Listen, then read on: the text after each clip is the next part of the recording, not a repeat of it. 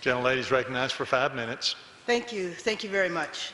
Mr. Speaker, I rise today in strong support of H.R. 3445, AGOA and MCA Modernization Act.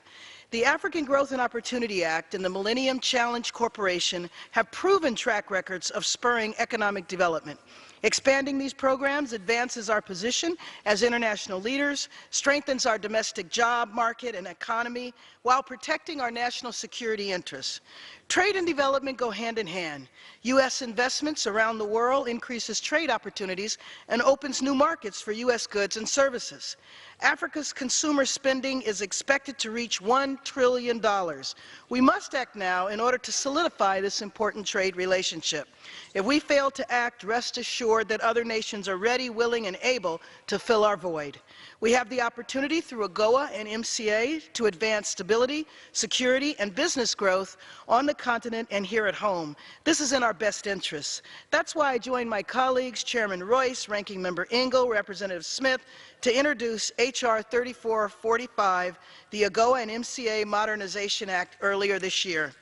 Moving development countries away from foreign aid and towards trade also helps U.S. manufacturers, farmers, and small businesses. We are building long-term trading partners for our goods and services. By using trade, we can also address the root causes of violent extremism and terrorism.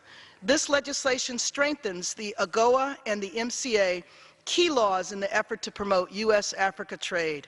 For example, AGOA and MCA gives MCC greater flexibility to promote trade, collaboration, and economic integration by allowing up to 2 simultaneous compacts with an eligible country. This is important because, as most of us know, African countries are still grappling with the legacy of colonialism. For example, only a few hundred miles separate Lagos, Nigeria, from Accra in Ghana. In the United States, traveling this distance would take a few hours. For traders on the continent, the same trip can take up to a full day. They have to contend with inadequate roads, arduous border checks, or high tariffs. MCC recently signed a compact with Côte d'Ivoire, an economic and cultural hub in West Africa and a longtime strategic and economic partner of the U.S. This compact will diversify the nation's economy by targeting 2 constraints to growth: access to a skilled workforce and the mobility of goods and people in the nation's capital, Abidjan, Côte d'Ivoire commercial's capital. The transport project will focus on rehabilitating key roads in the capital to enable people and goods to move freely throughout the busy city and its strategic port. With 20% of the nation's population living in the capital, unlocking congestion will create opportunities to buy and sell products, expand businesses, improve access to key services, and open up greater trade. This compact is expected to benefit more than 11 million people. In a country where more than half the population is under the age of 24, it will help to shape a strong, stable future for Côte d'Ivoire.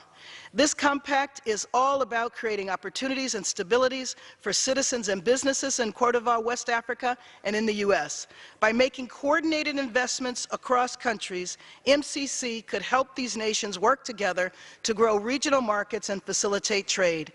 Passage of this bill in the House is an important step toward increasing regional integration across Africa, advancing stability and security, and opening new markets for trade. I believe strongly that it is in our economic and political interests to expand our economic relationships with the nations of Africa.